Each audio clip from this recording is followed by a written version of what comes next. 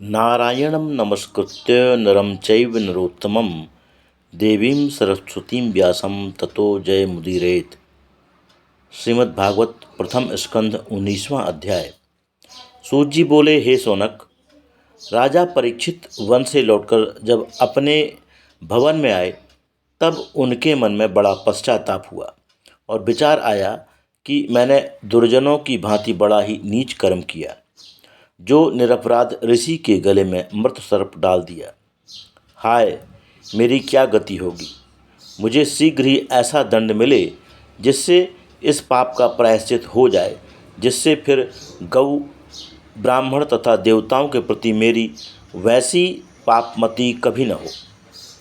उस तेजस्वी ऋषि बालक की क्रोधाग्नि आज ही मेरे समृद्ध राज्य तथा सेना सहित कोष को भस्म कर दे। इससे मेरे नीच कर्म का समुचित प्रायश्चित हो जाएगा और मुझे बड़ी प्रसन्नता होगी। परीक्षित ऐसा सोच ही रहे थे कि समीक मुनि के गौरव मुख नामक शिष्य ने आकर राजा को संगी के शाप का समाचार सुनाया। उसे सुनकर उनके मन में किसी प्रकार की अशांति नहीं हुई। इसे विरक्ति का कारण मानकर उन्होंने राज्य का संपूर्ण भार अपने पुत्र जन्मेजय को सौंप दिया और स्वयं सब कुछ त्याग कर भगवती श्री गंगा जी के तट पर चले गए। वहां अन्न जल का परित्याग कर कुशासन पर बैठ भगवान के श्री चरणों का ध्यान करने लगे। उसी समय अत्रि, वशिष्ठ, भृगु, अंगिरा, व्यास, नारद आदि बड़े बड़े ऋषि महर्षि लोक को पवित्र करते हुए अपने अपने शिष्यों सहित राजा के कल्याण के लिए वहां आ पहुँचे। ठीक कहा है, प्रायः महात्मा लोग तीर्थाटन के ब्याज से स्वयं तीर्थों को पवित्र करने जाते हैं। तत्रोपजग्मुर्भुवनं पुनाना महानुभावा मुनयः सशिष्याः प्रायेण तीर्था विगमापदेशैः स्वयं ही तीर्थानि पुनन्ति संतः। राजा ने सब ऋषियों को सिर झुकाकर प्रणाम किया और अर्घ्य पाद्य आदि से उनका विधिवत पूजन किया। फिर हाथ जोड़कर अपना अभीष्ट निवेदन किया। राजा ने कहा, हे मुनिवरों, आज मैं धन्य हो गया जो आप लोगों ने मुझ पर कृपा की। समीक मुनि के पुत्र का शाप भी मेरे लिए वरदान हो गया। मैं आप लोगों की पुण्य सन्निधि में भगवती श्री गंगा जी की गोद में बैठा हुआ हूँ।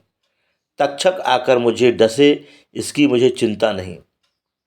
आप मुझे भगवान का गुणानुवाद सुनाएं, यही मेरी आप महानुभावों से विनम्र प्रार्थना है।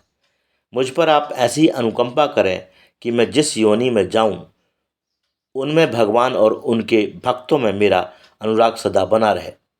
राजा के ऐसा कहने पर आकाश से पुष्पों की वृष्टि होने लगी, दुंदुभियां बजने लगीं। उपस्थित महर्षियों ने राजा की प्रशंसा करते हुए कहा, हे राजन, तुम धन्य हो जो सब कुछ त्याग कर भगवान की शरण में आ गए। जब तक तुम शरीर त्याग कर भगवान के लोक को नहीं जाते, तब तक हम लोग भी यहीं आपके समीप रहेंगे। यह सुनकर राजा को बड़ी प्रसन्नता हुई। राजा ने हाथ जोड़कर विनीत भाव से पूछा, हे मुनिवृंद, कृपा कर आप यह बताएं कि मरने वाले पुरुष को क्या करना चाहिए। इस प्रश्न पर मुनियों में यज्ञ, योग, तप, जप, दान को पृथक पृथक साधन मानकर विवाद चल पड़ा और कोई निर्णय न हो सका। उसी समय व्यास जी के पुत्र श्री सुखदेव जी पृथ्वी पर भ्रमण करते हुए देव योग से सहसा वहां आ पहुँचे। उनकी 16 वर्ष की अवस्था थी। अंग प्रत्यंग अत्यंत सुंदर थे। मधुर हास्य से और स्नेह भरी चितवन से आकृष्ट होकर बहुत से स्त्रियां और बालक उनके पीछे हो लिए। उनका अवधूत वेश देखकर सभा में स्थित मुनिवृंद उठकर खड़े हो गए। राजा ने उनको बैठने के लिए एक सिंहासन दिया और सिर झुकाकर प्रणाम किया और विधिवत उनका पूजन किया।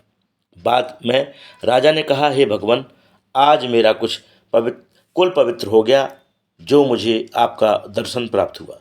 मालूम पड़ता है भगवान श्री कृष्ण ने ही कृपा कर आपको यहाँ भेजा है, अन्यथा म्रियमाण पुरुष के लिए आप लोगों का दर्शन दुर्लभ है। अतः प्रक्षामि संसिद्धिं योगिनां परमं गुरुं पुरुषस्येह यत्कार्यं म्रियमाणस्य सर्वथा। हे मुनियों, आप योगियों के भी गुरु हैं।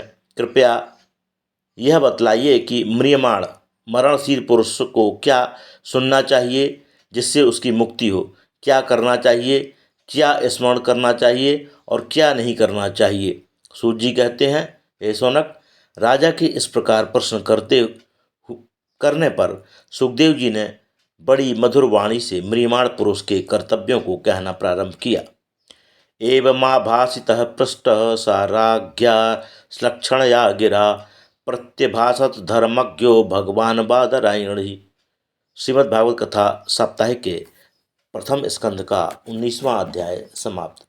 कृष्णाय वासुदेवाय हरये परमात्मने प्रणतक्लेशनाशाय गोविंदाय नमो नमः।